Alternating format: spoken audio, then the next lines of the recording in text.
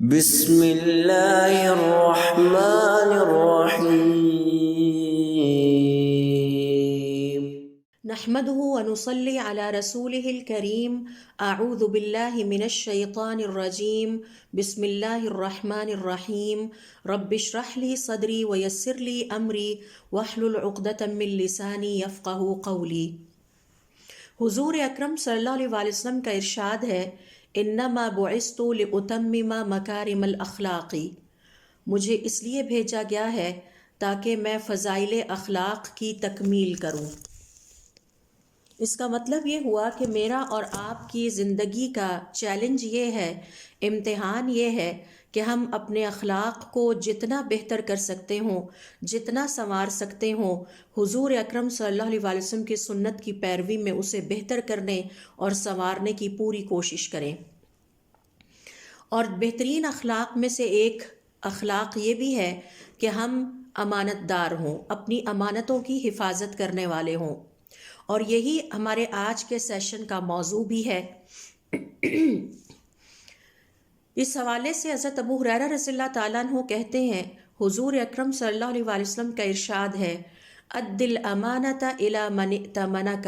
جو تمہارے پاس کوئی امانت رکھوائے اس کی امانت واپس لوٹاؤ، ولا تخن من خانک، اور جو تمہاری خیانت کرے تم اس کی خیانت نہ کرنا۔ تو ایک مسلمان کے پاس اس بات کی گنجائش نہیں ہے کہ وہ دیکھا دیکھی یا اپنے ماحول سے متاثر ہو کے خیانت کرے، بلکہ مسلمان کو حضور اکرم صلی اللہ علیہ وسلم کے حکم کی پیروی کرتے ہوئے اور اسے آپ کی سنت سمجھتے ہوئے، چاہے دوسرے لوگ خیانتیں کر بھی رہے ہوں، اسے اپنا کام دیانتداری کے ساتھ اور اپنی امانتیں دیانتداری کے ساتھ امانت کا مظاہرہ کرتے ہوئے واپس کرنا چاہیے۔ حضور اکرم صلی اللہ علیہ وسلم نے ہمیں اسی کی تعلیم دی ہے اور خیانت کی بڑے سخت الفاظ میں مذمت کی ہے۔ ابھی جو حدیث میں نے آپ کے سامنے پڑھی، حضور اکرم صلی اللہ علیہ وسلم اس میں فرماتے ہیں کہ تم امانتوں کو ادا کرو، چاہے دوسرے تمہاری خیانتیں ہی کیوں نہ کریں، تم امانتوں کو ادا کرو۔ اور ہم سب جانتے ہیں کہ امانت خیانت کا اپوزٹ ہے، اس کی ضد ہے۔ امانتوں کا ادا کرنا، وعدوں کا پورا کرنا، اپنی کمٹمنٹس اور ایگریمنٹس کو پورا کرنا، سچ بولنا، دوسروں کے ساتھ نرمی کرنا، یہ وہ سارے بہترین اخلاق ہیں کہ ایک مسلمان سے توقع کی جاتی ہے کہ وہ اپنے اندر یہ اخلاق پیدا کرے گا اور اپنے اخلاق کو سنوارے گا۔ اور اسلام کے آنے کا مقصد ہی یہ تھا کہ وہ ہمارے اخلاق کو سنوارے، کیونکہ جب ہمارے اخلاق سنورتے ہیں تو اس سے مسلمانوں کے حالات بہتر ہونے لگتے ہیں۔ اور بہتر ہونے سے مراد یہ ہے کہ جب ہمارے اخلاق آپس میں ایک دوسرے کے ساتھ اچھے ہوں گے تو اس سے ہمارے رشتے مضبوط ہوں گے، ہماری آپس میں ایک دوسرے سے محبت پیدا ہوگی، بھائی چارے کی ایک فضا پیدا ہوگی، جس سے خود بخود معاشرہ بھی سنورنے لگتا ہے۔ تو بہترین اخلاق کے نتیجے میں ہمارے حالات سنورنے لگتے ہیں اور ہمارا معاشرہ بھی بہتری کی طرف گامزن ہونے لگتا ہے۔ جبکہ تصور کیجئے اگر کسی شخص کے اندر یہ اخلاق نہیں پائے جاتے اور بلکہ اس کے مقابلے میں بد اخلاقی پائی جاتی ہے، تو اس بد اخلاقی کے نتیجے میں نہ صرف وہ اپنے آپ کو آلودہ کر رہا ہے، یعنی گندا کر رہا ہے، بلکہ اس بد اخلاقی کے نتیجے میں اللہ رب العزت کی اور نافرمانیوں کے راستے بھی کھلنے لگتے ہیں۔ مثال کے طور پر ذرا غور کیجئے کہ اگر کسی شخص کے اندر بد اخلاقی پائی جاتی ہے تو سب اس کا بائیکاٹ کرنے لگیں گے، اس سے دور ہونے لگیں گے۔ ظاہر ہے کہ اس سے محبت دل میں پیدا نہیں ہوگی، نہ ہی اس کا دل میں احترام رہے گا، اور اس کے نتیجے میں افراد کے آپس میں تعلقات خراب ہونے لگیں گے۔ خود ایسا بد اخلاق انسان بھی اپنی عاقبت خراب کر رہا ہوتا ہے، اور اللہ رب العزت کی اس نافرمانی کے ذریعے وہ اپنے نفس کو آلودہ کر رہا ہوتا ہے۔ اور پھر جب اس کی بد اخلاقی کی وجہ سے اس کے ارد گرد کے لوگ بھی اسے ناپسند کرتے ہیں، اس کا احترام نہیں کرتے، تو اس کے نتیجے میں آپس میں محبت، پیار اور بھائی چارے کی فضا ختم ہونے لگتی ہے۔ اور ذرا تصور کیجئے کہ اگر دو افراد کے درمیان اچھا تعلق نہیں ہے اور ان کے درمیان محبت اور بھائی چارے کی فضا نہیں ہے، اور یہ بد اخلاقی اگر پورے معاشرے میں سرایت کر جائے تو سارا معاشرہ ہی اس بد امنی اور ناپسندیدگی والی فضا سے دوچار ہونے لگتا ہے۔ تو اس لیے ہر مسلمان کے اوپر یہ واجب ہے، یہ فرض عائد ہوتا ہے کہ وہ اپنے ماحول میں بہترین اخلاق کا مظاہرہ کرے، کیونکہ یہ اللہ رب العزت کا حکم ہے، حضور اکرم صلی اللہ علیہ وسلم کا حکم ہے، اور حضور اکرم صلی اللہ علیہ وسلم کی سنت بھی ہے۔ جس طرح آپ صلی اللہ علیہ وسلم اخلاق کے بلند مرتبے پر فائز تھے، اسی طرح ہم مسلمانوں سے بھی یہ توقع کی جاتی ہے کہ ہم آپ صلی اللہ علیہ وسلم کے حکم کی پیروی کرتے ہوئے اپنے نفس کو سنواریں اور اخلاق کے بلند مرتبے پر فائز ہوں۔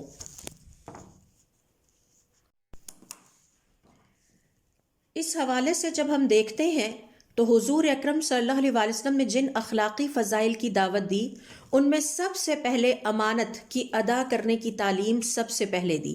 یعنی حضور اکرم صلی اللہ علیہ وسلم نے جب اپنی دعوت کا آغاز کیا، لوگوں کو اللہ رب العزت کی طرف بلانا شروع کیا، تو شروع میں جن چیزوں کی طرف توجہ سب سے پہلے دلائی، ان میں سے ایک امانت بھی تھی کہ اپنے آپ کو دیانتدار بنائیے۔ اس حوالے سے صحیح بخاری کی روایت کے مطابق عبید اللہ ابن عبداللہ کہتے ہیں کہ عبداللہ ابن عباس رضی اللہ تعالی عنہما نے ہمیں بتایا کہ حضور اکرم صلی اللہ علیہ وسلم کو ابو سفیان نے بتایا کہ جب میں نے آپ لوگوں سے یہ سوال کیا تھا کہ آپ کا یہ جو پیغمبر ہے یہ آپ کو کس بات کی دعوت دیتا ہے، کیا کرنے کا حکم دیتا ہے، تو اس وقت میں سمجھا تھا کہ یہ آپ کو نماز کی ادائیگی کی تاکید کرتا ہے، نماز پڑھنے کا حکم دیتا ہے، اور سچ بولنے کا، اور عفت اور پاکیزگی کا، اور وفاداری کا، یعنی اپنے وعدوں کو پورا کرنے کا، اور امانت کی ادائیگی کا حکم دیتا ہے۔ تو اس حوالے سے امام احمد اپنی مسند میں ایک اور حدیث بیان کرتے ہیں جس میں عبداللہ ابن عمرو حضور اکرم صلی اللہ علیہ وسلم سے روایت کرتے ہیں کہ آپ صلی اللہ علیہ وسلم نے فرمایا، اگر تمہارے اندر 4 بہترین اخلاقی فضیلتیں پیدا ہو جائیں تو اس بات کی پرواہ نہ کرنا کہ دنیا کا خواہ کوئی نقصان بھی ہو جائے، لیکن یہ 4 فضیلتوں کا پایا جانا بہت ہی کامیابی کی ضمانت ہے، اور آخرت میں کامیابی اسی میں ہے۔ یعنی اگر تمہیں اپنی دنیا قربان بھی کرنی پڑے تو ان 4 چیزوں کو اپنے اندر ضرور پیدا کرنا۔ یہ 4 اخلاقی فضائل ہیں جنہیں اپنے اندر ضرور پیدا کرنا۔ ایک ہے امانت کی حفاظت کرنا، امانت کو ادا کرنا۔ تو نوٹ کیجئے کہ یہاں پہ بھی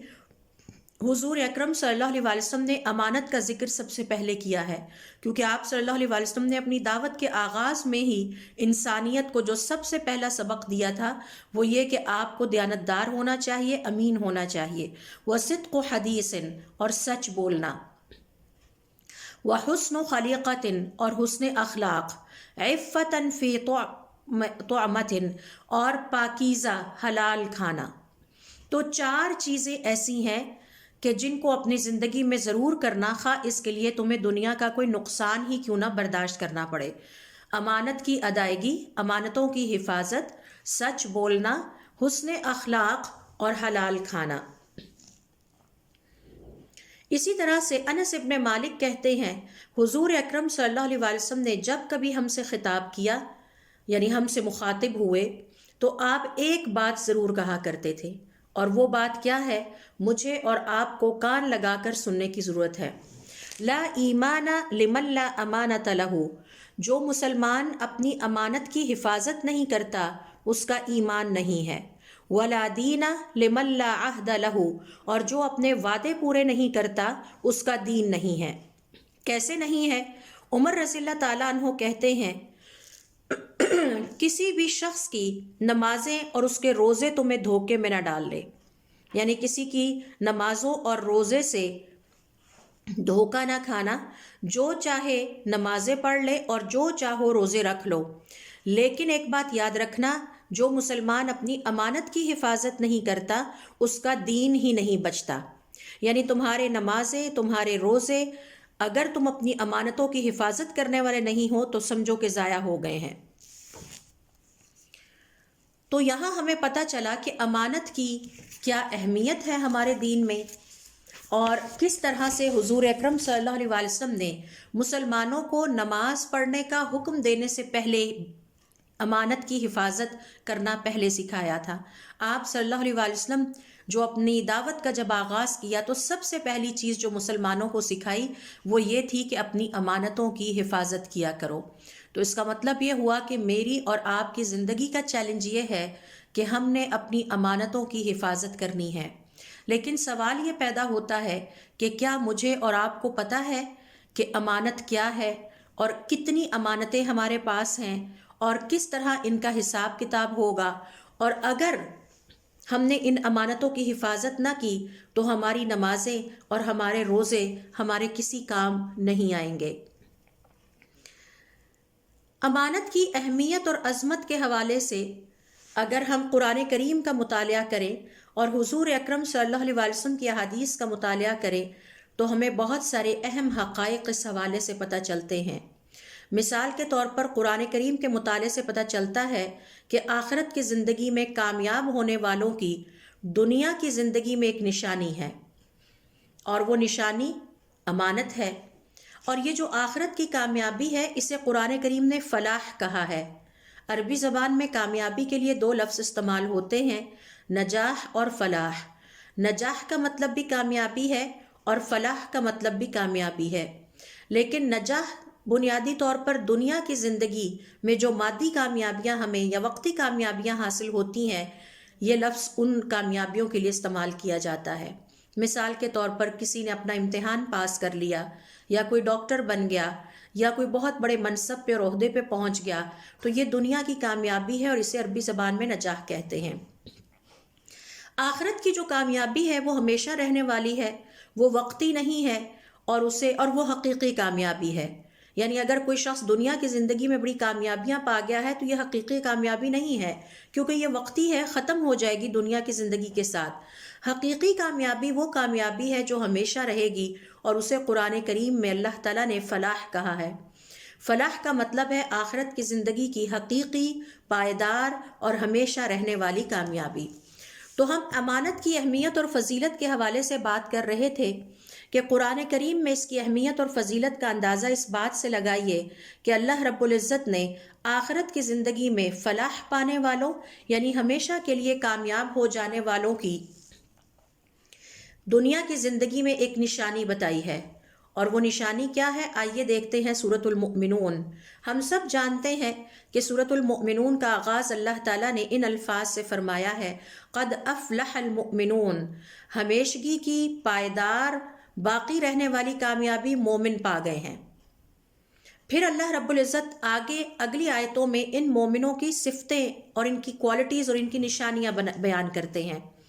تو سورۃ المؤمنون کی آیت نمبر 8 سے 11 میں دیکھیے، جہاں اللہ رب العزت کا ارشاد ہے، وَالَّذِينَ هُمْ لِأَمَانَاتِهِمْ وَعَهْدِهِمْ رَاعُونَ،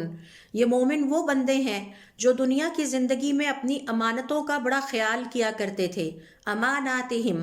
یہاں سنگل ورڈ نہیں آیا کہ صرف امانت، بلکہ جمع یعنی پلورل میں آیا ہے، اماناتہم، جو اپنی امانتوں کی حفاظت کرنے والے تھے اور اپنے وعدے پورے کرنے والے تھے۔ والذین هم علی صلاتہم یحافظون، اس کے بعد نماز کا ذکر آیا کہ وہ اپنی نمازوں کا بھی بڑا دھیان رکھتے تھے۔ تو دنیا کی زندگی میں جن لوگوں نے اپنی امانتوں کا خیال رکھا وہ آخرت کی زندگی میں اللہ رب العزت کے ہاں کامیابی اور فلاح کا مرتبہ پائیں گے۔ اور اللہ تعالیٰ نے ان کی نشانیاں بھی بیان کر دیں کہ یہ اپنی امانتوں کی حفاظت کرنے والے ہوتے ہیں اور اپنے وعدوں کو، کمٹمنٹس کو، ایگریمنٹس کو پورا کرنے والے ہوتے ہیں، اور یہ اپنی نمازوں کی حفاظت کرنے والے ہوتے ہیں۔ پھر اللہ رب العزت انہیں بدلہ کیا عطا کریں گے؟ اولئک ھم الوارثون، یہی تو وہ لوگ ہیں جو وارث ٹھہرائے جائیں گے، وارث بنیں گے۔ الذین یرثون الفردوس ھم فیہا خالدون، یہ فردوس کے وارث بن جائیں گے، جنت الفردوس کے وارث بن جائیں گے اور اس میں ہمیشہ رہیں گے۔ اور وارث بن جانے کا مطلب ہے کہ پوری جنت میں ان کا جہاں دل چاہے گا وہ اپنی مرضی سے وہاں جا کے رہ سکیں گے۔ تو اللہ رب العزت نے آخرت کی زندگی میں فلاح پانے والوں کی یہ اہم ترین نشانی ہمارے سامنے رکھتے ہوئے ہماری توجہ اس بات کی طرف دلائی ہے کہ ان لوگوں کے اندر ایک نشانی یہ پائی جاتی ہے کہ یہ اپنی امانتوں کی حفاظت کرنے والے ہوتے ہیں۔ پھر اسی طرح سے دیکھیے امانت کی اہمیت اور عظمت کا اس بات سے پتہ چلتا ہے کہ قرآن کریم میں اللہ رب العزت نے اپنے انبیاء کی تعریف بیان کرتے ہوئے فرمایا کہ امانت کی حفاظت کرنا میرے بہترین انبیاء اور پیغمبروں کا شیوا رہا ہے، طریقہ کار رہا ہے۔ اور اس حوالے سے دیکھیے سورۃ الشعراء کی آیت نمبر 107 جس میں اللہ رب العزت کا ارشاد ہے، اور اللہ رب العزت حضرت نوح علیہ السلام، حضرت لوط علیہ السلام، حضرت ہود علیہ السلام اور صالح علیہ السلام کا تذکرہ کرتے ہوئے بیان فرماتے ہیں کہ ان میں سے ہر ایک نے اپنی قوم کو مخاطب کرتے ہوئے کہا، انی لکم رسول امین، میں انتہائی امانت داری کے ساتھ تم تک اللہ رب العزت کا پیغام پہنچانے آیا ہوں۔ اور پھر امانت کی حفاظت کرنے کی سب سے بڑی فضیلت یہ ہے کہ حضور اکرم صلی اللہ علیہ وآلہ وسلم اپنی قوم، اپنے ماحول، اپنے قبیلے کے درمیان امین کے نام سے پہچانے جاتے تھے کہ آپ امانت دار تھے۔ تو آپ صلی اللہ علیہ وآلہ وسلم کو جو لقب دیا آپ کی قوم نے، ابھی آپ نے اپنی بعثت یا آپ نے اپنے پیغام یا نبوت کا پیغام پہنچانے کا آغاز نہیں کیا تھا، لیکن لوگ آپ کو صادق یعنی سچا اور امین یعنی امانت دار کہہ کے پکارتے تھے۔ پھر اسی طرح سے دیکھیے کہ امانت دراصل اگر کوئی شخص اپنی امانتوں کی حفاظت کرنے والا ہے تو وہ اس بات کی علامت ہے کہ اس کا ایمان محفوظ ہے، وہ اپنے ایمان کی حفاظت کر رہا ہے۔ اور اگر کوئی شخص اپنی امانتوں کی حفاظت کرتا ہے تو اس کا مطلب ہے کہ وہ ایک ایمان والا انسان ہے اور وہ نفاق سے یا منافقت سے بری ہو جاتا ہے۔ صحیحین کے مطابق حضرت ابو ہریرہ رضی اللہ تعالیٰ عنہ کہتے ہیں کہ حضور اکرم صلی اللہ علیہ وآلہ وسلم نے فرمایا، منافق کی 3 نشانیاں ہیں۔ جب وہ بولتا ہے تو جھوٹ بولتا ہے، تو گویا اگر کوئی مسلمان جھوٹ بولتا ہے تو وہ منافقت کے زمرے میں آتا ہے، اور اگر وعدہ کرتا ہے تو نبھاتا نہیں ہے، اور جب اس کے پاس کوئی امانت رکھوائی جائے تو وہ خیانت کرتا ہے۔ تو اگر مسلمان اپنی امانتوں کی حفاظت نہیں کرتا تو اس کا مطلب ہے کہ اس نے اپنا ایمان خطرے میں ڈال دیا ہے اور وہ منافق کے زمرے میں داخل ہو چکا ہے۔ اس لیے ہر مسلمان کے اوپر یہ ذمہ داری عائد ہوتی ہے کہ وہ اپنے آپ کو منافقت سے بچانے کی پوری کوشش کرے اور اس کے لیے اپنی امانتوں کی حفاظت کرے۔ پھر اسی طرح سے پتہ یہ چلتا ہے کہ جنہیں اللہ رب العزت نے امانتیں دی ہیں ان سے قیامت والے دن ان امانتوں کے بارے میں سوال بھی کیا جائے گا، اور وہ ذمہ دار لوگ ہوتے ہیں، اپنی امانتوں کی حفاظت کرنے والے ذمہ دار لوگ ہوتے ہیں۔ اس حوالے سے ہمیں یہ بھی ذہن میں رکھنے کی ضرورت ہے کہ امانت کی حفاظت کرنے کے نتیجے میں ایک مسلمان اپنے ماحول میں عزت والا مرتبہ پاتا ہے، جیسا کہ حضور اکرم صلی اللہ علیہ وآلہ وسلم کے بارے میں ان کی قوم کو پتا تھا کہ آپ صلی اللہ علیہ وآلہ وسلم صادق بھی ہیں اور امین بھی ہے، تو اس طرح سے آپ صلی اللہ علیہ وآلہ وسلم نے اپنے ماحول میں ایک انتہائی عزت والا رتبہ پایا۔ تو اگر کوئی مسلمان اپنی امانتوں کی حفاظت کرتا ہے، اپنے آپ کو منافقت سے بچاتا ہے، تو اس کے نتیجے میں اپنے ماحول میں اسے عزت کی نظر سے دیکھا جاتا ہے اور لوگ اس پر اعتماد کرنے لگتے ہیں۔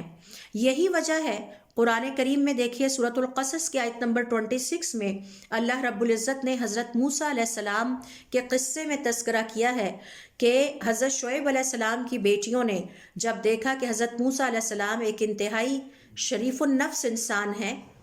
اور انہوں نے انتہائی دیانتداری کے ساتھ ان بچیوں کے جانوروں کو پانی پلا کر واپس بھجوا دیا، تو ان بچیوں نے یہ اندازہ لگا لیا کہ یہ انسان انتہائی بہترین ایمان والا انسان ہے اور انتہائی دیانتدار بھی ہے اور شریف النفس بھی ہے۔ لہٰذا ایک بچی نے واپس جا کر اپنے والد سے کہا کہ اگر آپ اپنے کام کے لیے کسی کو رکھنا چاہتے ہیں تو میرا خیال ہے کہ وہ بہترین انسان ہے، کیونکہ ہم نے اسے دیانتدار بھی پایا ہے اور اس کام کے لیے اہل بھی پایا ہے۔ تو جو اپنی امانتوں کی حفاظت کرنے والا مسلمان ہوتا ہے وہ دراصل کسی بھی عہدے، کسی بھی منصب، کسی بھی ذمہ داری کے لیے کوالیفائی کرتا ہے، اور اگر کوئی مسلمان امانت کے وصف سے محروم ہے تو اس کا مطلب ہے کہ اسے ذمہ داری نہیں دی جا سکتی۔ پھر اسی طرح سے دیکھیے امانت کی اہمیت اور فضیلت کے حوالے سے چونکہ ہم بات کر رہے ہیں تو امام قرطبی رحمۃ اللہ علیہ فرماتے ہیں کہ اگر کسی شخص کے اندر یہ صفت پیدا ہو جائے کہ وہ اپنی امانتوں کی حفاظت کرنے والا ہو اور اپنے وعدوں کو پورا کرنے والا ہو تو اس کے نتیجے میں توقع کی جا سکتی ہے کہ وہ دین اور دنیا کی ہر ذمہ داری کو پورا کرنے کے قابل ہو سکتا ہے۔ اب یہاں تک تو ہم نے دیکھا کہ یہ اپنی امانتوں کی حفاظت کرنا ہمارے دین اور ہماری شریعت کے لحاظ سے ہم سب پر واجب ہے اور ہم سب پر فرض عائد ہوتا ہے کہ اگر ہم آخرت کی کامیابی چاہتے ہیں تو اپنی امانتوں کی حفاظت کریں۔ اس کے بعد ہم نے دیکھا کہ اس کی اہمیت اور فضیلت کیا ہے، لیکن سوال یہ پیدا ہوتا ہے کہ امانتیں کیا ہیں؟ کیا صرف ایک ہی امانت کی قسم پائی جاتی ہے، یا یہ کہ یہ ایک بہت بڑا کمپریہنسو ٹاپک ہے اور ہمیں پتہ ہونا چاہیے کہ امانت کی قسمیں کتنی ہیں؟ تبھی ظاہر ہے کہ ہم اپنی زندگی میں کوشش کر سکیں گے کہ ہم امانتوں کو ادا کریں اور اپنے آپ کو منافقت سے یا نفاق سے بچانے کی پوری کوشش کریں۔ تو اس حوالے سے آئیے دیکھتے ہیں قرآن اور حدیث کے مطالعے سے کہ امانتوں کی کتنی شکلیں ہیں۔ جب ہم قرآن اور حدیث کا مطالعہ کرتے ہیں تو ہمیں پتہ چلتا ہے کہ امانت کی بہت ساری شکلیں ہیں، اور اس میں سب سے پہلی امانت جو ہم سب کے پاس ہے اور ہم سب کی ذمہ داری ہے وہ امانت عظمیٰ کہلاتی ہے۔ اور امانت عظمیٰ کا مطلب ہے سب سے عظیم ترین امانت، اور اگر کوئی مسلمان اس امانت کے حوالے سے خیانت کا مرتکب ہوتا ہے تو گویا اس نے اپنا دین اور ایمان خطرے پہ لگا دیا اور اپنے دین اور ایمان کی نفی کر دی۔ اب یہ جو امانت عظمیٰ ہے یہ کیا ہے، اس کے بارے میں ہمیں تھوڑا سی گفتگو کرنی ہوگی۔ اس حوالے سے علماء کرام کا یہ کہنا ہے کہ امانت عظمیٰ سے مراد یہ ہے کہ یہ جو دین اللہ تعالیٰ نے ہمیں دیا ہے یہ دین پورے کا پورا ہمارے پاس اللہ رب العزت کی امانت ہے، اور اگر اس دین میں کسی حوالے سے بھی ہم کوتاہی کے مرتکب ہوتے ہیں یا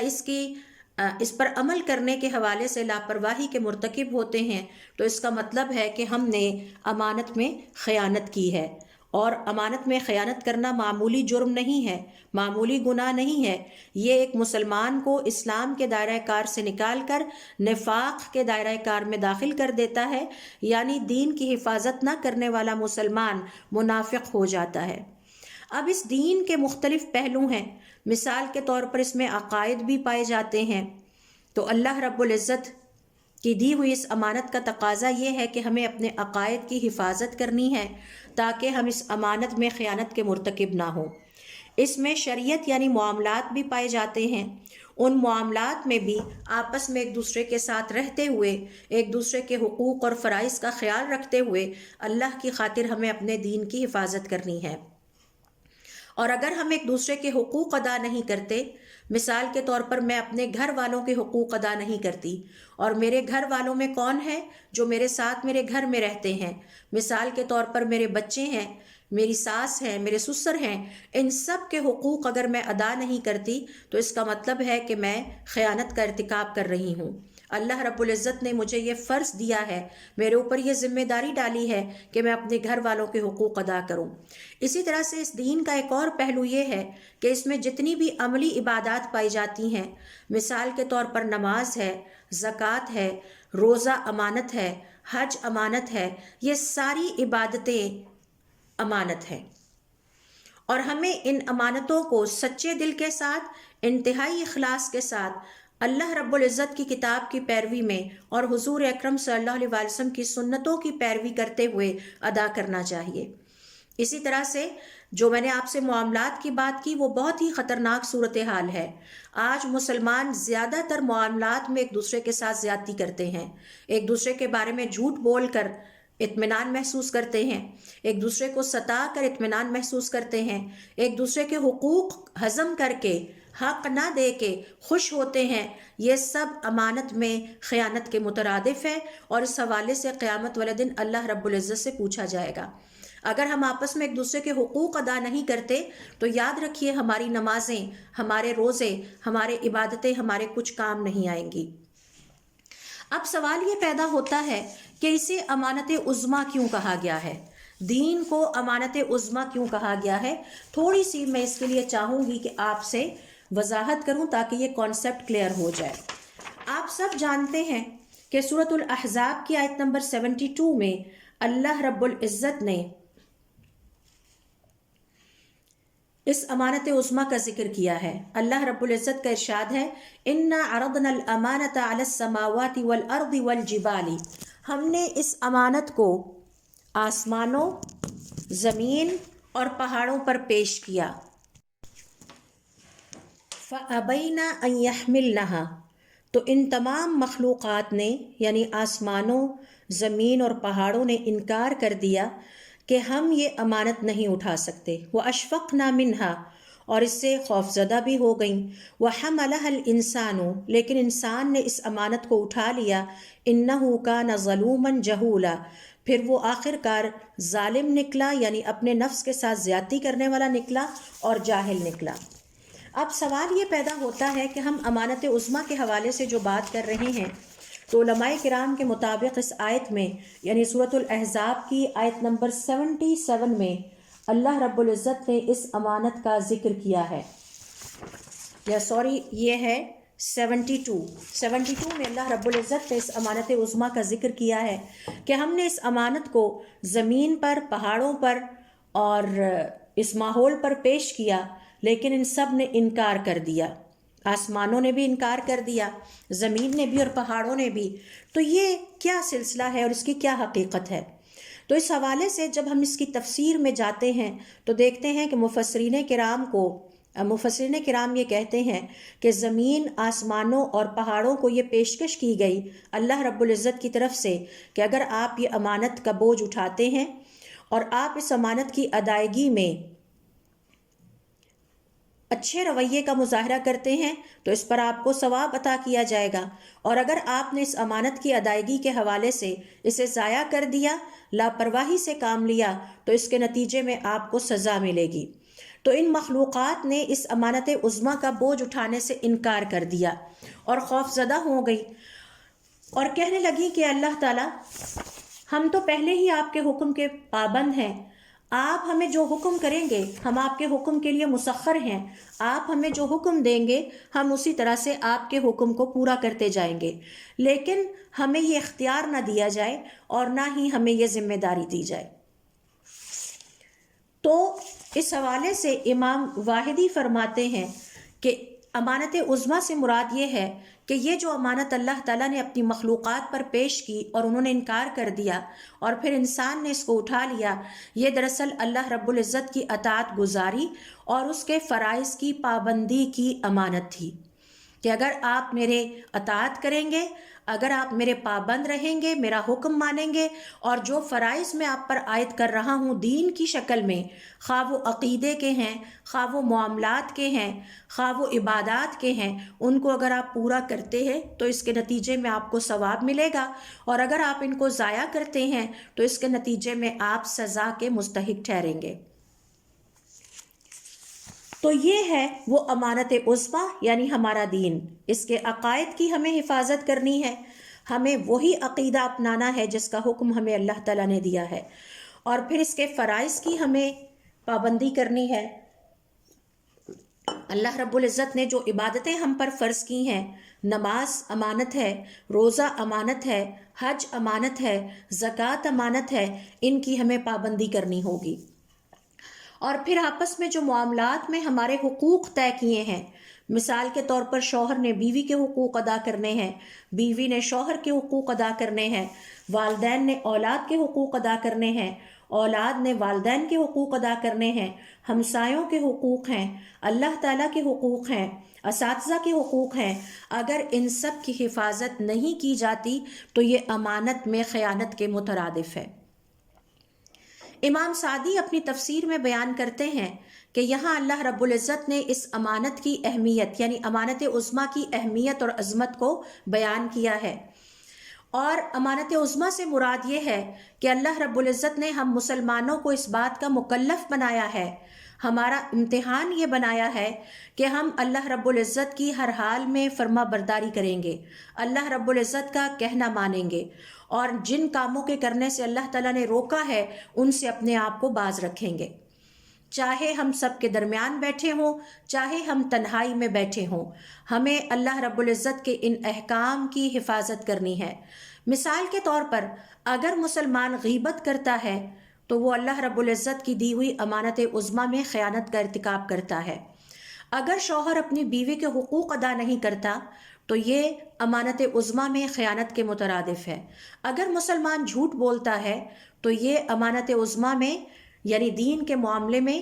خیانت کے مترادف ہے، اور اللہ رب العزت نے یہ امانت عظمیٰ آسمانوں، زمین اور پہاڑ پر پیش کی اور انہیں اختیار دیا کہ وہ چاہیں تو اس کو اختیار کر لیں۔ انہوں نے انکار کر دیا کہ ہم اس کو اختیار نہیں کرنا چاہتے، ہم آپ کے حکم کے پابند ہیں، لہٰذا انہوں نے اس کو اختیار نہیں کیا، اور اس میں انہوں نے اپنے رب کی کوئی نافرمانی نہیں کی، بلکہ انہیں اختیار دیا گیا تھا کہ چاہے تو یہ امانت لے لیں اور چاہے تو نہ لیں، لیکن انہوں نے کہا کہ نہیں، یہ امانت بہت بڑی ذمہ داری ہے اور ہم اس ذمہ داری کو پورا نہیں کر سکتے۔ جبکہ انسان نے اس ذمہ داری کو قبول کر لیا اور اپنے ساتھ بھی زیادتی کی اور جہالت کا مظاہرہ کیا۔ یہاں یہ بات ذہن میں رکھیے گا کہ اپنے ساتھ زیادتی کرنے سے مراد یہ قطعاً نہیں ہے کہ اس نے امانت قبول کر کے زیادتی کی، نہیں، امانت کو قبول کر لینا بہت بڑا اعزاز ہے، یہ بہت بڑا اعزاز تھا، اور انسان کو نظر آ رہا تھا کہ امانت کی ذمہ داری لینا اعزاز ہے۔ تو رسوائی اور ناکامی امانت میں خیانت کرنا ہے۔ بعد میں انسان اس امانت کی حفاظت نہیں کر سکا اور اس نے اپنے نفس کے ساتھ زیادتی کی اور رسوائی اور ناکامی کمائی۔ تو یہ نہ سمجھیے کہ اس امانت کو آگے بڑھ کے اٹھا لینا انسان کی غلطی تھی، نہیں، ایسا نہیں تھا۔ اور اس حوالے سے اللہ رب العزت سورۃ الاحزاب کی آیت نمبر 73 میں ایک بہت اہم حقیقت کی طرف اشارہ کرتے ہیں، اور مجھے اور آپ کو بہت توجہ سے یہ بات سننے کی ضرورت ہے۔ جب اللہ رب العزت نے 72 میں سورۃ الاحزاب کی آیت نمبر 72 میں یہ ذکر فرمایا کہ یہ امانت دیگر مخلوقات نے اس امانت کی ذمہ داری نہیں لی لیکن انسان نے آگے بڑھ کے لے لی، تو پھر فرمایا کہ اس امانت کے حوالے سے انسانوں کی 3 قسمیں ہیں۔ نمبر 1، منافق۔ یہ وہ مسلمان یا وہ انسان ہوتے ہیں جو بظاہر لوگوں کو نظر یوں آتا ہے کہ یہ اللہ رب العزت کے دیندار اور نیک بندے ہیں، تو گویا ظاہری طور پر تو لگتا ہے کہ یہ دیندار ہیں، لیکن اپنے دل میں، اپنے باطن میں یہ دیندار نہیں ہوتے۔ جب لوگوں کے سامنے آتے ہیں تو دین پر عمل کرنے لگتے ہیں، اور جب تنہا ہوتے ہیں تو دین کو ترک کر دیتے ہیں اور اللہ رب العزت کی دی ہوئی امانت میں خیانت کے مرتکب ہوتے ہیں۔ مثال کے طور پر زکوٰۃ ادا نہیں کرتے، یا ادا کرتے ہیں تو خوش دلی سے نہیں کرتے، تو یہ منافق ہیں۔ ایسے لوگوں کو اللہ تعالیٰ نے منافق کہا ہے۔ دوسرے نمبر پر اللہ رب العزت نے بیان کیا مشرکون، مشرک ہیں۔ یہ وہ لوگ ہیں جنہوں نے نہ تو اس امانت کو نبھایا ہے، ظاہر اور باطنی طور پر اس امانت کو انہوں نے ترک کر دیا، سب کو پتہ ہے کہ یہ مشرک ہیں۔ اور تیسرے نمبر پر مومن ہیں، جو کہ اس امانت کی حفاظت کرنے والے ہیں، وہ ظاہری طور پر بھی اس کی حفاظت کرتے ہیں، باطنی طور پر بھی اس کی حفاظت کرتے ہیں۔ تو دیکھیے سورۃ الاحزاب کی آیت نمبر 73 میں اللہ رب العزت نے ان 3 کیٹیگریز کا، انسانوں کی ان 3 قسموں کا امانت کے حوالے سے ذکر کیا ہے۔ لِيُعَذِّبَ اللَّهُ الْمُنَافِقِينَ وَالْمُنَافِقَاتِ، اللہ تعالیٰ چاہتا ہے کہ منافق مردوں اور منافق عورتوں، وَالْمُشْرِكِينَ وَالْمُشْرِكَاتِ، اور مشرک مردوں اور مشرک خواتین کو عذاب میں مبتلا کرے۔ یہ پہلی 2 کیٹیگریز ہو گئیں۔ منافق وہ انسان کہ جو بظاہر دیندار نظر آتا ہے لیکن دل سے دیندار نہیں ہے، اور پھر مشرک وہ جو نہ بظاہر ہے نہ دل سے ہے۔ وَيَتُوبَ اللَّهُ عَلَى الْمُؤْمِنِينَ وَالْمُؤْمِنَاتِ، اور اللہ تعالیٰ مومن مردوں اور مومن عورتوں کی توبہ قبول کرے گا۔ وَكَانَ اللَّهُ غَفُورًا رَحِيمًا، اور اللہ رب العزت مومن مردوں اور مومن عورتوں پر بڑی مہربانی کرنے والا ہے۔ تو اللہ تعالیٰ نے امانت کی حفاظت کرنے کے حوالے سے انسانوں کی ان تینوں قسموں کا تذکرہ کر دیا ہے، اور جو انہیں ثواب ملنا ہے اور جو انہیں سزا ملنی ہے۔ لیعذب اللہ المنافقین، اس امانت میں لاپرواہی کرنے کی وجہ سے اللہ تعالیٰ منافقین کو عذاب میں ڈالیں گے، والمنافقاتی، اور منافق عورتوں کو، والمشرکین والمشرکاتی، اور مشرک مردوں اور مشرک خواتین کو بھی عذاب دیں گے، جبکہ مومنوں کو جو اپنی امانتوں کی حفاظت کرتے تھے اللہ رب العزت ان مومن مردوں اور عورتوں کی توبہ قبول کریں گے، کیونکہ انہوں نے دل سے اپنی امانتوں کی حفاظت کرنے کی پوری کوشش کی۔ اگر کوئی لاپرواہی یا کوتاہی ہو گئی تو اللہ رب العزت اس کے لیے ان سے توبہ قبول کریں گے، کیونکہ ان کی نیت امانت کو ضائع کرنے کی نہیں تھی، ان سے غلطی ہو گئی تھی۔ یہاں پر شیخ ابن عثیمین فرماتے ہیں امانت عظمیٰ سے مراد یہ ہے کہ اللہ تعالیٰ نے مسلمان ہونے کے ناطے آپ پر جو ذمہ داریاں عائد کی ہیں، خواہ ان ذمہ داریوں کا تعلق عبادات سے ہے یا معاملات سے ہے، یہ سب کی سب امانت ہیں، اور آپ کی ذمہ داری بنتی ہے کہ ان امانتوں کی حفاظت کریں۔ نماز امانت ہے، زکوٰۃ امانت ہے، روزہ امانت ہے، کس کی؟ اللہ کی۔ حج امانت ہے، جہاد امانت ہے، والدین کے ساتھ اچھا سلوک کرنا امانت ہے، وعدے پورے کرنا امانت ہے۔ ہر وہ ذمہ داری جو اللہ رب العزت نے اس دین کے حوالے سے ہم پر عائد کی ہے وہ سب امانتیں ہیں۔ اب ذرا ہم آتے ہیں امانت عظمیٰ کی، تو تشریح میں نے آپ سے بیان کر دی اور یہ بھی بتا دیا کہ اس امانت کے حوالے سے ادا کرنے یا نہ کرنے کے حوالے سے انسانوں کی کتنی قسمیں ہیں۔ اب ہم آتے ہیں اس قصے کی طرف کہ یہ سارا قصہ کیا ہے۔ تو مفسرین کرام کا کہنا ہے کہ جب ہم اس آیت میں پڑھتے ہیں وَحَمَلَهَا الْإِنسَانُ، اور انسان نے یہ امانت آگے بڑھ کر اٹھا لی، اس سے مراد یہاں آدم علیہ السلام ہے۔ امام طبری رحمۃ اللہ علیہ اپنی سند سے ابن عباس رضی اللہ تعالیٰ عنہ سے روایت کرتے ہیں کہ یہ جو آیت ہے اِنَّا عَرَضْنَا الْأَمَانَةَ، ہم نے امانت کو پیش کیا، یہ حضرت آدم علیہ السلام کی پیدائش کے بعد یہ واقعہ پیش آیا۔ تو اللہ رب العزت نے یہ امانت زمین پر، آسمانوں پر اور پہاڑوں پر پیش کی، لیکن انہوں نے انکار کر دیا۔ پھر یہ امانت حضرت آدم علیہ السلام پر پیش کی گئی اور ان سے کہا گیا کہ اس امانت کو اگر تم اٹھانا چاہو تو اٹھا لو، انہیں بھی اختیار دیا گیا، اور اگر تم اس امانت میں خیانت نہ تم نے کی اور اس امانت کی حفاظت کرنے میں کامیاب ہو گئے تو میں تمہیں معاف کر دوں گا، اور اگر تم نے میری نافرمانی کی اس امانت کی حفاظت کے حوالے سے تو اس سے تمہیں عذاب میں مبتلا کیا جائے گا۔ تو حضرت آدم علیہ السلام نے فرمایا میں اس امانت کو قبول کرتا ہوں۔ میں آپ سے امانت عظمیٰ کی بات کر رہی ہوں۔ حضرت آدم علیہ السلام نے اس کو قبول کر لیا، اور قبول اس لیے کیا کہ یہ بڑے اعزاز والا مرتبہ تھا، بڑی عزت والا مرتبہ تھا۔ قبول کرنے کے بعد، اور اسے قبول کرنے کا مطلب تھا کہ اللہ تعالیٰ آپ جو دین مجھے دے رہے ہیں میں اس پر عمل کروں گا، آپ کے تمام احکام کی فرما برداری کروں گا، آپ کے کسی حکم کی نافرمانی نہیں کروں گا۔ یہ امانت اٹھانے کے بعد علماء کرام کا یہ کہنا ہے کہ اتنا ہی وقت گزرا ہوگا جتنا عصر کی نماز سے لے کر رات کے آغاز تک کا وقت ہوتا ہے کہ حضرت آدم علیہ السلام نے غلطی سے اس درخت سے کھا لیا جس درخت کے کھانے سے انہیں روکا گیا تھا، اور اللہ رب العزت کی نافرمانی کر دی اور اس طرح خیانت کا ارتکاب کر دیا، لہٰذا انہیں جنت سے نکال دیا گیا۔ تو علماء کرام کا یہ کہنا ہے کہ اس آیت میں انسان سے مراد آدم علیہ السلام ہے۔ آدم علیہ السلام پر یہ امانت پیش کی گئی تھی اور انہوں نے اس کو اٹھایا، اور آج انسان اس امانت کو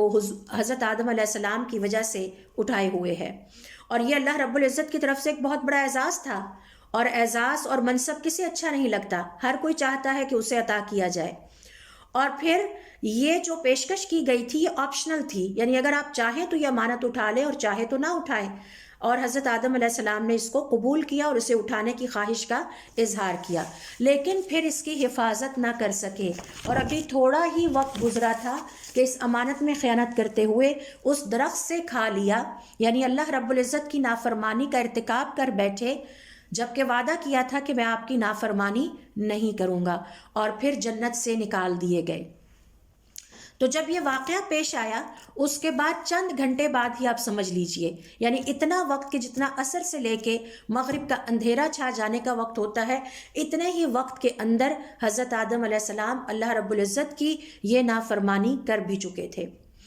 تو یہ ہے وہ امانت عظمیٰ۔ میں اکثر میں آپ سے بات کر رہی تھی کہ امانت کی کتنی شکلیں ہیں اور امانت کی کتنی قسمیں ہیں، تو میں نے آپ سے ذکر کیا کہ سب سے پہلی امانت عظمیٰ ہے، اور یہ ہمارا دین ہے۔ ہر عقیدے کی حفاظت کرنا اللہ رب العزت کی امانت ہے، ہر طرح کی عبادتیں اللہ رب العزت کی امانت ہے، آپس میں ایک دوسرے کے حقوق ادا کرنا اللہ رب العزت کی امانت ہے۔ اگر ہم اپنے ہمسائے کے حقوق ادا نہیں کرتے تو ہم اس امانت میں خیانت کا ارتکاب کر رہے ہیں۔ اساتذہ کے حقوق ادا نہیں کرتے، طالب علموں کے حقوق ادا نہیں کرتے، بچوں کے حقوق ادا نہیں کرتے، بڑوں کے حقوق ادا نہیں کرتے، تو اس امانت عظمیٰ میں خیانت کا ارتکاب کر رہے ہیں۔ پھر ہمیں سورۃ الاحزاب کی آیت نمبر 72 کا مطالعہ کرنا چاہیے اور 73 میں دیکھنا چاہیے کہ اللہ رب العزت نے واضح طور پر فرمایا ہے کہ یہ جو منافق ہیں اور مشرک ہیں، منافق وہ جو امانتوں میں خیانت کرتے ہیں، ان کے لیے اللہ رب العزت نے بڑا سخت عذاب تیار کر رکھا ہے۔ اس کے بعد دیکھیے ہمارے دین کا ایک اور پہلو اخلاقیات ہے۔ ہر طرح کے اخلاق امانت ہیں، یعنی میری ذمہ داری ہے بحیثیت مسلمان کے کہ میں سچ بولوں۔ اگر میں سچ بولتی ہوں تو میں اپنی امانت کی حفاظت کر رہی ہوں۔ اگر میں غیبت کرتی ہوں تو گویا امانت میں خیانت کا ارتکاب کر رہی ہوں۔ جتنے بھی ہمارے اخلاق ہیں وہ سارے کے سارے امانتیں ہیں۔ یہی وجہ ہے کہ اللہ رب العزت نے سورۃ المومنون میں فرمایا کہ میرے کامیاب بندے وہ ہیں جو اپنی امانتوں کی حفاظت کرتے ہیں۔ لہٰذا ہم پر یہ فرض عائد ہوتا ہے کہ ہم اللہ رب العزت کے سامنے جواب دہی کا احساس کریں اور ہمیشہ اپنی زندگی میں بہترین اخلاق کا مظاہرہ کریں تاکہ اپنے آپ کو منافقت سے بچا سکیں۔ پھر اگلی قسم امانت کی یہ ہے کہ ہمارے تمام اعضاء امانت ہیں۔ ہماری نگاہیں اللہ رب العزت کی امانت ہیں، ہمارے کان اللہ رب العزت کی امانت ہیں۔ سورۃ الاسراء کی آیت نمبر 26 میں اللہ رب العزت کا ارشاد ہے، ان السمع والبصر والفؤاد کل اولئک کان عنہ مسئولا۔ یہ جو تمہاری نگاہیں ہیں اور یہ جو تمہارے کان ہیں اور یہ جو تمہارے عقل اور دل ہیں، ان سب کے بارے میں تم سے قیامت والے دن سوال کیا جائے گا۔ آخرت کی زندگی میں ان کا حساب کتاب دینا ہوگا کہ اپنے کانوں کو کہاں استعمال کیا، اپنی آنکھوں کو کہاں استعمال کیا، اپنی زبان کو سچ کے لیے استعمال کیا کہ جھوٹ کے لیے کیا، اپنی زبان کو محبت پھیلانے کے لیے اور خیر پھیلانے کے لیے استعمال کیا یا شر کے لیے استعمال کیا۔ ہم سب اس حوالے سے اللہ رب العزت کے سامنے جواب دہ ہوں گے۔ لہٰذا امانتوں کی حفاظت کا تقاضا یہ ہے کہ ہمارے کان کسی حرام کو نہ سنیں، ہماری نگاہیں کسی حرام کو نہ دیکھیں، ہماری زبان سے کوئی غلط بات اور حرام بات نہ نکلے۔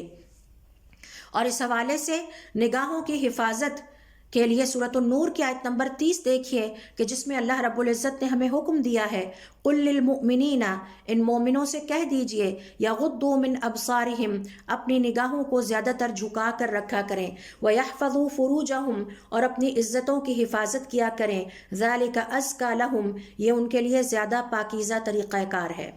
نگاہوں کی حفاظت کے حوالے سے، اور نگاہیں اللہ رب العزت کی امانت ہیں، ہم اکثر یہ سمجھتے ہیں کہ شاید نگاہوں کی حفاظت کا مطلب یہ ہے کہ مرد اپنی نگاہیں جھکا کر رکھیں اور خواتین کی طرف نہ دیکھیں، نامحرم خواتین کی طرف، اور خواتین اپنی نگاہیں جھکا کر رکھیں اور نامحرم مردوں کی طرف نہ دیکھیں۔ یہ نگاہوں کی حفاظت کا ایک پہلو ہے۔ نگاہوں کی حفاظت کا ایک پہلو اور بھی ہے، نظروں کی حفاظت، آنکھوں کی حفاظت کا ایک پہلو اور بھی ہے، اور وہ یہ ہے کہ ہم دوسروں کے پاس اللہ رب العزت کی موجود نعمتوں پر نظر نہ ڈالیں۔ آپ نے دیکھا ہوگا کہ بعض لوگ ہر وقت یہ نوٹ کرتے رہتے ہیں کہ دوسروں کے پاس کیا ہے، اور پھر جب بیٹھتے ہیں اپنے دوست احباب میں تو تذکرہ کرتے ہیں، تمہیں نہیں پتا میری بھانجی کے پاس 2 گھر ہیں اور اس کے پاس 2-3 گاڑیاں ہیں، اور اس کو اللہ نے بیٹے بھی دیے ہیں اور بیٹیاں بھی دی ہیں، جبکہ مجھے اس کے مقابلے میں کچھ بھی نہیں دیا۔ یہ امانت میں خیانت کے مترادف ہے۔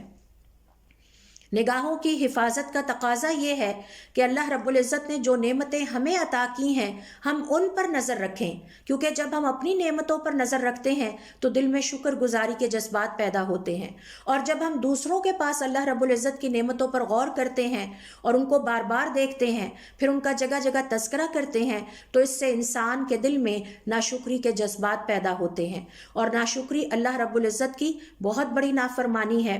لہٰذا نعمت کی، آنکھوں کی، امانت کی حفاظت کا تقاضا یہ ہے کہ ہم اپنی نگاہوں کی حفاظت رکھیں اور انہیں جھکا کر رکھیں، یعنی ضرورت کے مطابق جائز طریقے سے استعمال کریں، ہر وقت ان کو استعمال کر کے جائز ناجائز میں فرق بھی نہ رکھیں، تو یہ آنکھوں کے حوالے سے، نگاہوں کے حوالے سے امانت میں خیانت ہے۔ پھر اسی طرح سے دیکھیے، امانت کی ایک اور شکل یہ ہے کہ عزت اللہ رب العزت کی امانت ہے، اور حضور اکرم صلی اللہ علیہ وسلم اپنی ایک حدیث میں بیان فرماتے ہیں کہ دو چیزوں کی وجہ سے اکثریت انسانوں کی جہنم میں جائے گی، ایک ہے اس کا منہ یا زبان، اور دوسری ہے اس کی عزت، یعنی اپنی شرمگاہ کی حفاظت کرنا۔ یہی وجہ ہے کہ ایک مسلمان کے پاس یہ گنجائش ہی نہیں ہے کہ وہ اپنی زندگی میں بے حیائی اور فحاشی کے راستے پر چلے۔ ہم سب جانتے ہیں کہ حضرت یوسف علیہ السلام نے اس خاتون کے کہنے پر بے حیائی کی دعوت کو قبول نہیں کیا اور اپنی امانت کی حفاظت کرتے ہوئے جیل جانے کو ترجیح دی، لیکن غلط کام کرنے یا زنا کے قریب بھی جانے سے انکار کر دیا۔ سورۃ المعارج کی آیت نمبر 29 میں اللہ رب العزت کا ارشاد ہے، وَالَّذِينَ هُمْ لِفُرُوجِهِمْ حَافِظُونَ، جو اپنی عزتوں کی حفاظت کرنے والے ہوتے ہیں۔ لہٰذا ایک مسلمان مرد یا عورت یا بچے یا بچی کے پاس اس بات کی کوئی گنجائش نہیں کہ کوئی مسلمان عورت مسلمان مردوں سے ناجائز تعلقات بنائے اور کہے کہ یہ میرا فرینڈ ہے۔ یہ بوائے فرینڈ اور گرل فرینڈ کا تصور یہودیوں اور عیسائیوں کے ہاں سے آیا ہے، اس کا ہمارے شریعت کے ساتھ کوئی تعلق نہیں ہے۔ مسلمان عورت کا کوئی بوائے فرینڈ نہیں ہوتا، اس کی کسی مرد کے ساتھ کوئی ناجائز دوستی نہیں ہوتی، اور مسلمان مرد کی کسی عورت کے ساتھ کوئی ناجائز دوستی یا ناجائز تعلق نہیں ہوتا۔ یہ بات ہم سب کو پتہ ہونی چاہیے کہ یہ امانت ہے، یہ جو عزت ہے ہمارے پاس یہ امانت ہے، اور انبیاء کرام نے اس امانت کی بڑی حفاظت کی ہے، اور میں نے مثال آپ سے بیان کی ہے حضرت یوسف علیہ السلام کی کہ جنہوں نے اس عورت کے دعوت کے باوجود زنا کے راستے پر چلنے سے انکار کر دیا اور اپنے آپ کو فحاشی اور بے حیائی سے بچانے کے لیے جیل جانا پسند کیا، لیکن غلط کام نہیں کیا۔ پھر اسی طرح سے امانت کی ایک شکل یہ ہے کہ ہماری عمر ہمارے پاس امانت ہے، اور اگر اس عمر کو خیر کے کاموں میں صرف کیا جاتا ہے تو یقیناً یہ اس امانت کا بہترین استعمال ہے اور اس امانت کی بہترین حفاظت ہے، اور اگر اس عمر کو شر کے کاموں میں استعمال کیا جاتا ہے، اس عمر کے قیمتی لمحات کو اللہ رب العزت کی نافرمانی میں استعمال کیا جاتا ہے، تو یہ عمر کی جو امانت ہے اس میں خیانت کے مترادف ہے۔ اور ہم سب جانتے ہیں حضور اکرم صلی اللہ علیہ وسلم فرماتے ہیں کہ تم سب کو ایک دن اللہ رب العزت سے ملاقات کرنی ہے، اور تمہارے پاؤں اپنی جگہ سے کھسکیں گے نہیں، ہل نہیں سکیں گے جب تک کہ تم سے یہ سوال نہ کر لیا جائے، اور تمہاری عمر کے ایک ایک لمحے کا سوال نہ کر لیا جائے کہ تم نے یہ لمحات، یہ عمر کہاں گزاری؟ غیبت میں گزاری، دوسروں کو تنگ کرنے میں گزاری، دوسروں کے ساتھ توہین آمیز رویہ رکھنے میں گزاری، دوسروں کے حقوق مارنے میں گزاری، دوسروں کے حقوق ہضم کرنے میں، غیبت میں، چغلی میں، جھوٹ بولنے میں، یہ امانت میں خیانت ہے عمر کی۔ اور اس کے مقابلے میں اگر اسے نیکی کے کاموں میں صرف کیا تو یقیناً اس امانت کی حفاظت کر لی۔ اسی طرح سے امانت کی ایک اور شکل یہ ہے کہ اپنی عزت کی حفاظت کی جائے، اپنے گھر والوں کی عزت کی حفاظت کی جائے، اور دوسروں کی عزت کی حفاظت کی جائے۔ صرف اپنی ہی عزت نہیں بلکہ اپنے گھر والوں کی عزت کی حفاظت بھی کی جائے۔ اپنے بچوں بچیوں کو یہ سکھایا جائے کہ انہوں نے اپنی عزتوں کی حفاظت کرنی ہے، اور عزتوں کی حفاظت کرنے سے مراد ہے فحاشی، بے حیائی اور عریانی کے قریب بھی نہیں جانا۔ اسی طرح سے اگر آپ کسی آرگنائزیشن کے سربراہ ہیں تو آپ کا یہ فرض ہے اللہ رب العزت کی طرف سے کہ آپ اس بات پر نظر رکھیں کہ آپ کی آرگنائزیشن میں جتنے لوگ بھی کام کرتے ہیں وہ سب اپنی عزتوں کی حفاظت کر رہے ہیں۔ ایک مسلمان کا یہ اخلاق نہیں ہے کہ اس کے سامنے فحاشی، بے حیائی کے کام ہوتے رہیں، اس کی آرگنائزیشن میں مرد اور عورتیں آپس میں دوستیاں کرتے رہیں، وقت گزاریں، ناجائز تعلقات کو پروان چڑھائیں اور وہ خاموشی سے دیکھتا رہے اور یہ کہے کہ یہ ان کے ذاتی معاملات ہیں، ایسا ہرگز نہیں ہے۔ اپنی عزت کی حفاظت کرنا، اپنے گھر والوں کی عزت کی حفاظت کرنا، اور پھر دوسروں کی عزت کی حفاظت کرنا، یعنی اپنے شر سے دوسروں کو بچا کے رکھنا، یہ سب ہمارے پاس اللہ رب العزت کی امانت ہے۔ کل المسلم علی المسلم حرام، آپ صلی اللہ علیہ وسلم فرماتے ہیں ہر مسلمان دوسرے مسلمان پر حرام ہے۔ دمہ، اس کا خون، ومالہ، اور اس کا مال، وعرضہ، اور اس کی عزت۔ میری بہن کی یہ تینوں چیزیں مجھ پر حرام ہیں، اس کا خون، اس کا مال اور اس کی عزت۔ بیٹی کو یہ حق حاصل نہیں کہ وہ ماں کی عزت میں فرق ڈالے، اور ماں کو یہ حق حاصل نہیں کہ وہ بیٹی کی عزت میں فرق ڈالے۔ ہر ایک مسلمان پر فرض ہے کہ وہ ایک دوسرے کی عزت کی حفاظت کرے اور ایک دوسرے کے مال کو بھی حرام سمجھے اور اس کے خون کو بھی حرام سمجھے۔ اسی طرح سے امانت کی ایک شکل یہ ہے کہ جو مال اللہ تعالیٰ نے ہمیں عطا کیا ہے، یہ اللہ رب العزت کی طرف سے ہمارے پاس امانت ہے۔ ہم سے اس کے بارے میں پوچھا جائے گا کہ تم نے یہ مال کہاں سے کمایا، اور کیا اس کے کمانے کے طریقے حلال تھے یا حرام تھے؟ آپ کا مال حرام تھا یا حلال تھا؟ حضور اکرم صلی اللہ علیہ وسلم فرماتے ہیں کہ جب قیامت کا زمانہ قریب ہوگا تو میری امت میں جو خرابیاں پیدا ہوں گی ان میں سے ایک یہ بھی ہوگی کہ مسلمان اس بات کی کوئی پرواہ نہیں کریں گے، انہیں اس بات کی کوئی فکر نہیں ہوگی کہ وہ حلال طریقے سے مال کما رہے ہیں یا حرام طریقے سے کما رہے ہیں۔ تو یہ مال ہمارے پاس اللہ رب العزت کی امانت ہے، اس کی ایک ایک پائی کے بارے میں ہمیں قیامت والے دن اسی طرح حساب دینا ہوگا جیسے عمر کے بارے میں ہمیں حساب دینا ہوگا۔ اسی طرح سے ایک اور امانت ہمارے پاس یہ ہے کہ شوہر کے پاس بیوی امانت ہے اور بیوی کے پاس شوہر امانت ہے۔ دونوں سے یہ پوچھا جائے گا کہ آپ دونوں نے آپس میں ایک دوسرے کے حقوق ادا کیے، ایک دوسرے کے ساتھ خیرخواہی والا اچھا سلوک روا رکھا، ایک دوسرے کو ہمیشہ اللہ رب العزت کے راستے پر چلنے کی یاد دہانی کراتے رہے یا نہیں کرائی۔ لہٰذا مرد پر یہ فرض عائد ہوتا ہے کہ وہ اپنی بیوی پر خوش دلی کے ساتھ کھلے دل سے خرچ کرے، اسے بھی پہنائے، اسے بھی کھلائے، اسے بھی وہیں رکھے جہاں وہ خود رہتا ہے، اور جتنا اچھا سلوک اپنی بیوی کے ساتھ کر سکتا ہو وہ کرے۔ بالکل اسی طرح سے جیسے کہ عورت کی ذمہ داری ہے کہ وہ اپنے شوہر کے ساتھ بہترین سلوک کرے، اس کی خدمت کرے، اس کی اولاد کی حفاظت کرے، اس کے گھر کی حفاظت کرے، اس کے مال کی حفاظت کرے اور اس کی عزت کی حفاظت کرے۔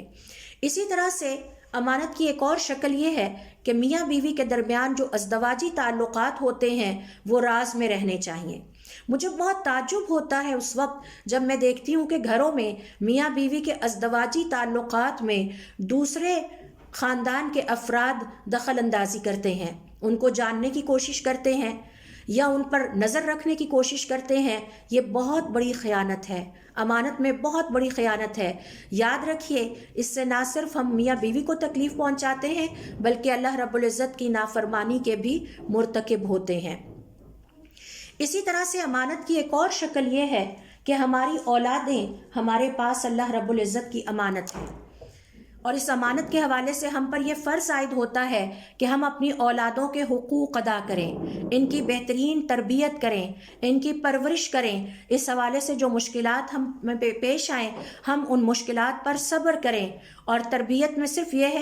یہ نہیں ہے کہ انہیں دنیا کی تعلیم ہی دے دی جائے بلکہ انہیں دین اور اللہ رب العزت کی فرما برداری بھی جہاں تک ہمارے اندر ہمت ہے ہم انہیں سکھانے کی پوری کوشش کریں، اور پھر اپنی اولاد کے نگاہوں میں ہم ان کے لیے بہترین رول ماڈل بننے کی کوشش کریں۔ اگر ماں جھوٹ بولے گی اور بچہ اس بات کو دیکھ رہا ہے کہ میری ماں جھوٹ بولتی ہے تو وہ بھی جھوٹ بولے گا، اس کا مطلب ہے کہ ہم نے اولاد کی تربیت تو خراب کر دی۔ اگر ماں چیخے گی اور چلائے گی تو بچہ بھی یہ سیکھے گا کہ ہم نے زندگی میں چیخنا ہے اور چلانا ہے اور بدتمیزی کرنی ہے۔ تو یہ تو اللہ رب العزت کی دی ہوئی امانت میں خیانت کے مترادف ہے کہ ہمیں اللہ رب العزت نے جو اولاد عطا کی ہے ہم اس کی تربیت کرنے کی بجائے بے تربیتی کر رہے ہیں اور انہیں غلط راستے پر لگائے ہوئے ہیں۔ تو ہمارا یہ فرض بنتا ہے کہ ہم اپنے بچوں کے لیے رول ماڈل بنیں، اللہ رب العزت کا تقوی اپنی زندگی میں اختیار کریں، اور تاکہ ہمارے بچے ہمیں اپنی آنکھوں سے دیکھیں اور سمجھ سکیں کہ انہیں کیسی زندگی گزارنی ہے۔ اور پھر جب وہ والدین کو اور بزرگوں کو بہترین اخلاق کا مظاہرہ کرتے دیکھیں گے تو یقیناً ان کے بھی اخلاق سنور جائیں گے۔ اس حوالے سے اس فرض کا ذکر اللہ رب العزت نے سورۃ التحریم کی آیت نمبر 6 میں کیا ہے۔ اللہ رب العزت کا ارشاد ہے، یا ایھا الذین آمنوا قوا انفسکم واہلیکم نارا، اے لوگو جو ایمان لائے ہو اپنی جانوں کو اور اپنے گھر والوں کو آگ سے بچا لینا۔ اپنی جانوں کو بھی آگ سے بچائیں، یعنی اپنی امانتوں کی حفاظت کریں، خیانت کریں گے تو آگ میں جائیں گے، اور اپنے گھر والوں جن میں اولاد شامل ہے ان کو بھی آگ سے بچائیں، یعنی ان کی بہترین تربیت کریں، انہیں بھی اپنی امانتوں کی حفاظت کرنے والا بنائیں تاکہ آپ سب لوگ آگ سے بچ سکیں۔ تو انشاءاللہ اگلے سیشن میں ہم اپنی اس بحث کو مکمل کریں گے۔ اللہ رب العزت سے دعا ہے کہ وہ ہمیں ہمت اور توفیق دے کہ ہم اپنے دین کو سیکھتے رہیں اور پھر ہمیں اس پر عمل کرنے کی توفیق عطا فرمائے اور اس پیغام کو عام کرنے کی توفیق عطا فرمائے۔ سبحانک اللہم و بحمدک، اشہد ان لا الہ الا انت، استغفرک و اتوب الیک۔